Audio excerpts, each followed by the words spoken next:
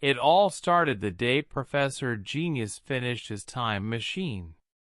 Professor Genius was an inventor, and all his life he had dreamed of making a time machine.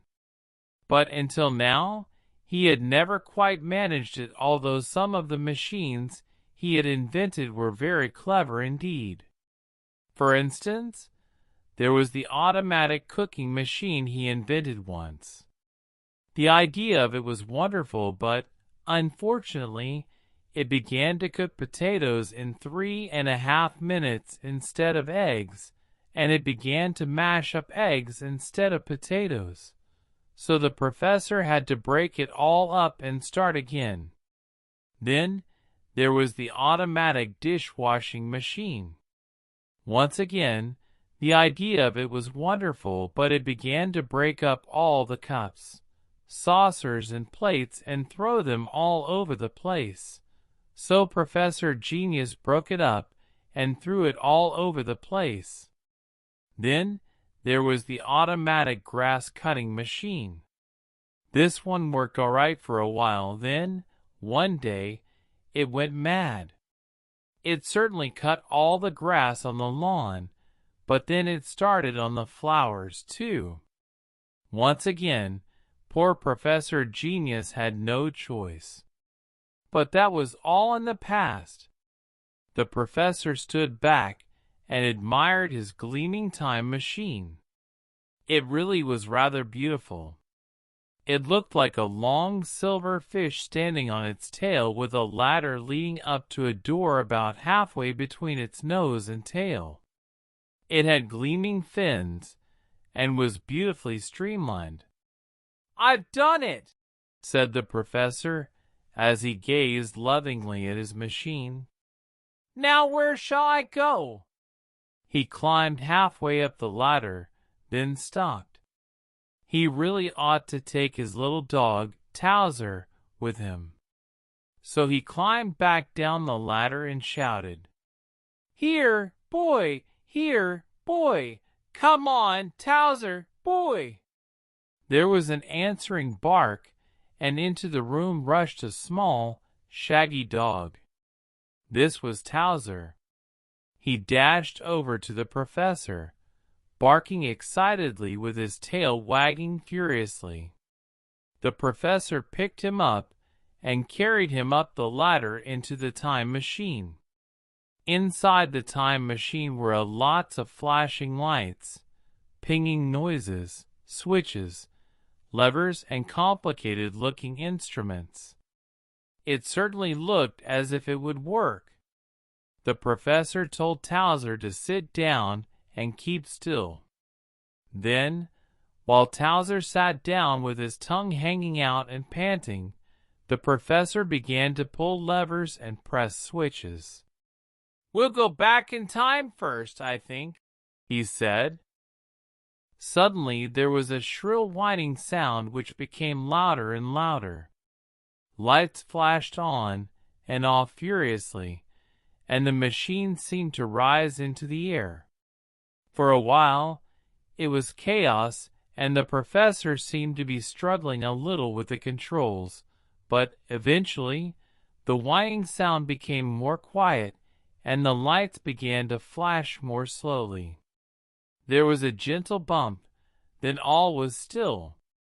"We're there!" cried the professor. "Woof, woof!" barked Towser excitedly. The professor opened the door of the machine and looked out. And here is what he saw. A large castle on a hill was being attacked by many soldiers dressed in garments of the Middle Ages. There were bowmen, swordsmen, and knights in armor astride great war horses. The noise of the cries of both the attackers and the defenders was terrific. "Fancy that," said the professor. "Something I've always wanted to see." He watched with great interest until something struck the side of the machine. It was an arrow. "Uh-huh," said the professor. Then another arrow whizzed by, then another. So the professor decided it was no longer safe to stay there, so he hastily closed the door and started up the machine. The lights flicked on and off, and the shrill whining noise became louder and louder. Then, after a while, came the gentle bump which meant they had arrived. "I wonder where we are this time," said the professor. He opened the door and looked out. The machine had landed on the coast somewhere. There were no people around, nor were there any signs of buildings. It was impossible to tell where or when they were.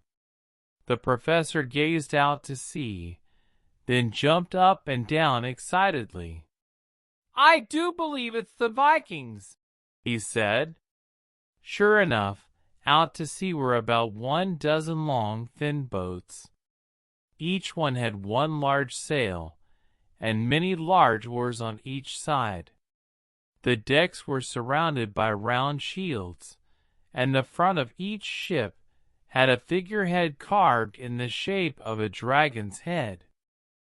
The longboats were coming towards the shore quite rapidly, so the professor, who knew from history how dangerous the Vikings could be, decided to close the door and start up again.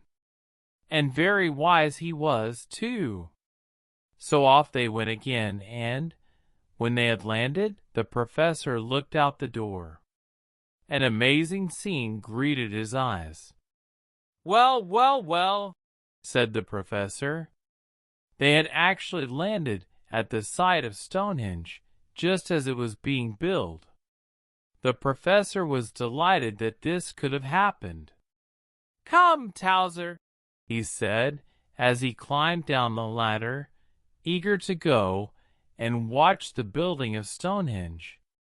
But when he saw 6 large men running towards him with spears at the ready, he decided to run back to the machine, with Towser at his heels. They just made it in time. The professor locked the door and started up the motor. Then there was a loud banging from the outside. Towser began to howl, and the professor looked a little worried, but very soon they were off again. "It's funny," said the professor, "but I seem to have no control over the destination of the machine now. I just hope I'll be able to get us back."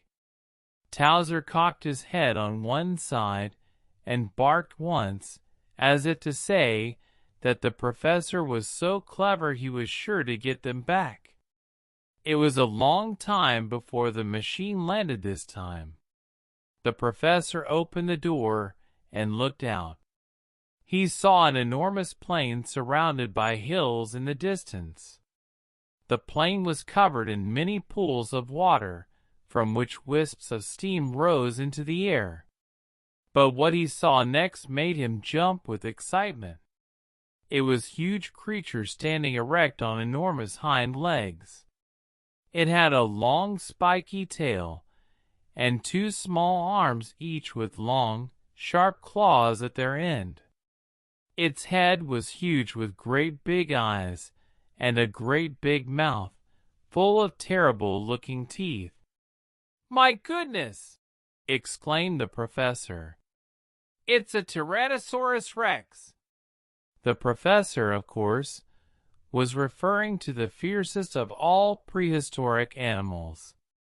He realized at once that the time machine had carried them back millions of years to the days when such enormous monsters walked the earth. He decided very swiftly that this was no place to be, and he closed the door hurriedly and took off. But this time, however, instead of going back into time, he pressed the control which said future and tried to aim for the present time. But this turned out to be the longest journey so far, and when the machine finally landed, the professor was very tired indeed. So was poor Towser. He just lay on the floor of the machine with his ears drooping and his little pink tongue hanging out. The professor opened the door, and once again a fantastic sight greeted his eyes. There were weirdly shaped transparent buildings all over. The sky seemed to be full of flying machines of all shapes and sizes. The noise was tremendous. There was no doubt at all in the professor's mind that they had landed far into the future. He had no means of telling exactly when, but he guessed that it must be somewhere around the 22nd or possibly even the 23rd century. "Well," he said aloud, "here we are, Towser, from the distant past to the future." Towser barked half-heartedly. Towser was not very impressed, and Towser was becoming quite hungry. The professor thought for a moment or two. He had to stop somewhere to repair the controls so that they could return home.